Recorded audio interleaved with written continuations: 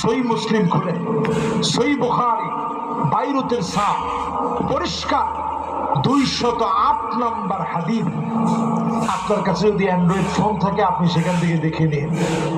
ওই লোকের দিকে আল্লাহ তাকাবেন না, লা ইউকাল্লিমুহুমুল্লাহ, কথা বলবেন না, ওয়ালা ইয়ানজুরু ইলাইহিম, তাকাবেন না, ওয়ালা ইউযাক্কিহিম, দয়া দেখাবেন না।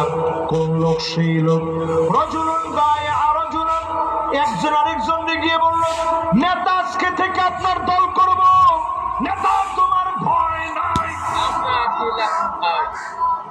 সুবহানাল্লাহ। বরিশালের স্লোগান বানাইতে একেবারে অবস্থা। সারা জীবন শুনছি নেতা তোমার ভয় নাই, রাজপথ ছাড়ি নাই। উনি কয়ে আমরা আছি লাখো ভাই। এরপরে কি কইল উনি শুনে, ওয়া ইল্লা লাম ইয়াফিলাহু, কয়েকদিনের এরকম স্লোগান দিয়েই নেতারে কয় নেতা কিভাবে স্লোগান গুলো হয়।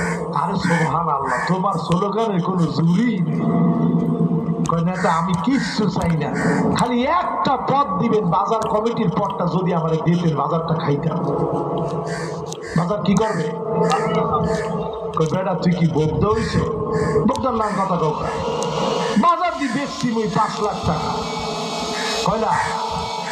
উনি বাজার বেচছে 5 লাখ টাকা। এই যে বাজার বেচছে 5 লাখ টাকা, যারা পদের জন্য রাজনীতি করে পরিষ্কার ভাবে জেনে নেন, আল্লাহ পাক আপনাদের দিকে তাকাবে না, কথা বলবে না, দয়া পর্যন্ত দেখাবে না। ঠিক কিনা বলে? এই জন্য তো তাকায় দেখেন, যখন পালাইয়া যায় নিজেরটা নিজে দেখে, নেতা তোমার ভয় নাই, রাজপথ ছাড়ি নাই, এইগুলো কেউ মনে রাখে না। ঠিক কিনা? এই জন্য আপনি আজকে থেকে তাওবা করেন, পদের জন্য দল করা যাবে না।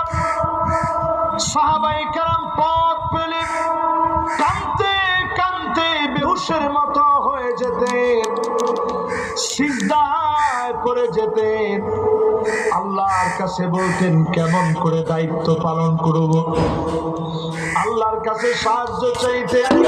হযরত ওমর নিজের কাঁধের ভিতরে বস্তা চাপায় মানুষের বাড়ি বাড়ি নিয়ে যেতেন, অক্ষম ব্যক্তিদেরকে পৌঁছায় দিতেন। একদিনের ঘটনা শুনে কষ্ট হচ্ছে, একদিনের ঘটনা শুনে, শুধু একদিন হযরত ওমর